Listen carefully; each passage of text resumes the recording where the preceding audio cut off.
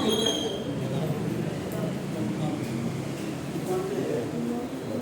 अपनी बुक दे दो।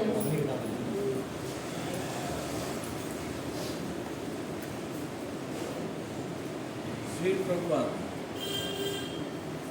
प्रारंभ में नहीं होता, धर्म ग्रंथों वैदिक ज्ञान से ज्ञात करना चाहिए। उदाहरण के लिए श्रीमद् भगवद गीता में कहा गया है, ईश्वर सर्वभूतानां हृदय से अर्जुनम तिष्ठति। भगवान प्रत्येक वाणी के हृदय में हैं। परमाणु चरस्थम, भगवान प्रत्येक अणु में भी हैं। यह प्राथमिक ज्ञान है। तत्पश्चात प्रक्रिया से आपको इसका साक्षात्कार करना होता है।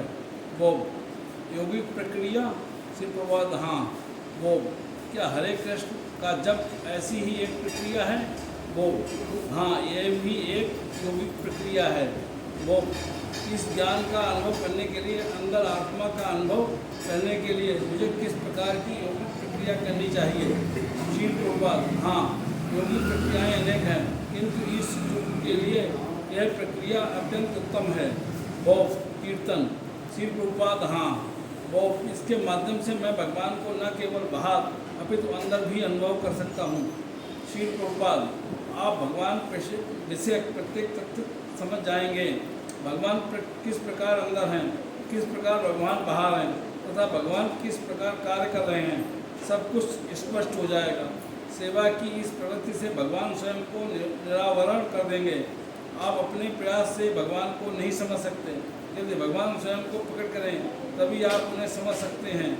उदाहरण के लिए, जब रात्रि में सूर्य आपकी दृष्टि से ओझल रहता है, तब आप इसे दीपक के प्रकाश अथवा अन्य किसी प्रकाश के द्वारा नहीं देख सकते हैं, किंतु प्रातःकाल आप बिना किसी दीपक के प्रकाश के स्वयं में सूर्य को देख सकते हैं। इसी भांति आपको ऐसी स्थिति का निर्माण करना होता है, स्वयं को ऐसी स्थिति में डालना होता है जिसमें भगवान प्रकट हो जाएं। ऐसा नहीं है कि किसी विधि से आप भगवान से कह सकें कृपया आइए मैं आपके दर्शन करूंगा। नहीं, भगवान आपके आदेश बाहर नहीं हैं। वो वे अपने आप को प्रकट करें, इसके लिए आपको भगवान को प्रसन्न करना होगा। क्या ये ठीक है? तो उसी प्रभुपाद, हाँ। श्याम सुंदर, हमें यह कैसे पता चले कि हम भगवान को कब प्रसन्न कर रहे हैं? श्री प्रभुपाद, जब मैं उनके दर्शन हों तब आप समझ जाएंगे कि ठीक ही जैसे जब आप भोजन करते हैं तब आपको किसी से पूछने की आवश्यकता नहीं पड़ती कि आपको शक्ति का अनुभव हो रहा है या नहीं, अथवा आपकी क्षुधा संतुष्ट हुई या नहीं। जब आप भोजन करते हैं तब आप समझ जाते हैं कि आपको शक्ति का अनुभव हो रहा है। आपको किसी से पूछने की आवश्यकता नहीं होती है। इसी भांति यदि आप वास्तव में भगवान की सेवा करें तब आप समझ जाएंगे भगवान मुझे आदेश दे रहे हैं। भगवान हैं, मैं भगवान के दर्शन कर रहा हूँ। एक भक्त अथवा भगवान के प्रतिनिधि के श्री प्रभुपाद, हाँ भक्त यही अधिक आसान है। श्री प्रभुपाद, आपको भगवान के प्रतिनिधि के माध्यम से जाना पड़ता है। यस्य प्रसादात् भगवत प्रसादः। यदि आप भगवान के प्रतिनिधि को प्रसन्न करते हैं तब भगवान स्वयं प्रसन्न हो जाते हैं तथा इस प्रकार आप उनके प्रत्यक्ष दर्शन कर सकते हैं। भगवान के प्रतिनिधि को किस प्रकार प्रसन्न करें? श्री प्रभुपाद, आपको उनकी आज्ञा का पालन करना चाहिए। बस यही। भगवान के प्रतिनिधि गुरु हैं, वे आपको यह वह करने को कहते हैं। यदि आप वैसा करें तो यह प्रसन्न करना होता है। यस्य प्रसादानां न गति कुतोऽपि। यदि आप उन्हें अप्रसन्न कर दें तब आप कहीं के भी नहीं रह जाते हैं। अतः हम गुरु की उपासना करते हैं। साक्षाधितेन समस्त शास्त्रे तत्त्वास्थवा भाव्यत एव सद्धि। गुरु को भगवान के रूप में स्वीकार करना चाहिए। समस्त शास्त्रों का यही आदेश है। बाप, गुरु को भगवान के प्रतिनिधि के रूप में स्वीकार करना चाहिए। श्री प्रभुपाद, हाँ गुरु भगवान के प्रतिनिधि हैं। गुरु कृष्ण की बहिरंग रूप हैं वो, किंतु कृष्ण के अवतरित होने वाले अवतारों से भिन्न। श्री प्रभुपाद, हाँ वो जब वे पृथ्वी पर आते हैं तब कृष्ण अथवा चैतन्य महाप्रभु के बहिरंग रूपों से गुरु का बहिरंग रूप किस प्रकार भिन्न होता है? श्री प्रभुपाद, गुरु कृष्ण के प्रतिनिधि हैं। अतः ये गुरु कौन है, इसके लक्षण हैं। सामान्य लक्षणों का वर्णन वेदों में किया गया है। तत्व विज्ञानार्थ सा पूर्वमेव समिति पाणी ब्रह्मनिष्ठम। किसी गुरु शिष्य परंपरा में से होना चाहिए तथा उनको अपने आध्यात्मिक गुरु से वेदों के विषय में पूर्ण रूप से श्रवण किया होना चाहिए। सामान्यतः गुरु का लक्षण यह है कि वे एक आदर्श भक्त होते हैं, बस यही, तथा वे कृष्ण के संदेश का प्रचार करके उनकी सेवा करते हैं।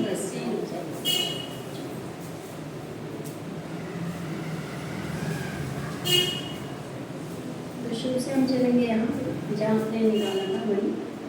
तो बहुत पूछे हैं कि भगवान कृपा के भगवान अंदर भी हैं और बाहर भी हैं, इनके सर्वत्र हैं भगवान, सब जगह ना।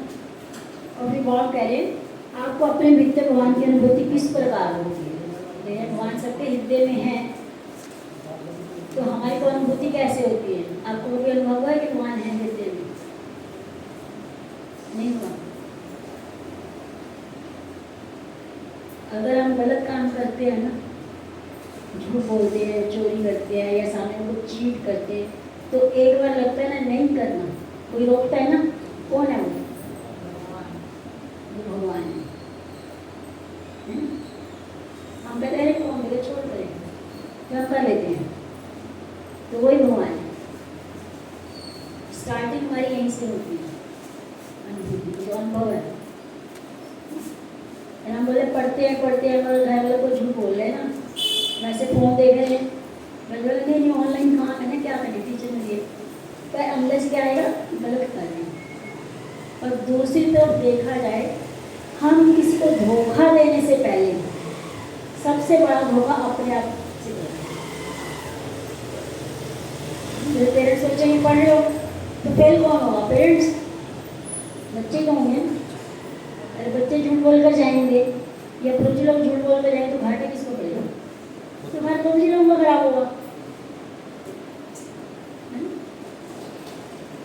तो जब हम एक झूठ बोलते हैं उसके लिए 100 झूठ बोलना पड़ता है इसको बचाने के लिए। हम एक सच बोल रहे तो हम आज़ाद हो, तो डर ही नहीं, कहीं नहीं हम सच बोल कर जाएंगे तो कोई फर्क नहीं। तो ये अनुभव होता है अंदर से, नहीं गलत है ये, फिर हम इग्नोर कर देते हैं। तो भगवान सबके हृदय में है।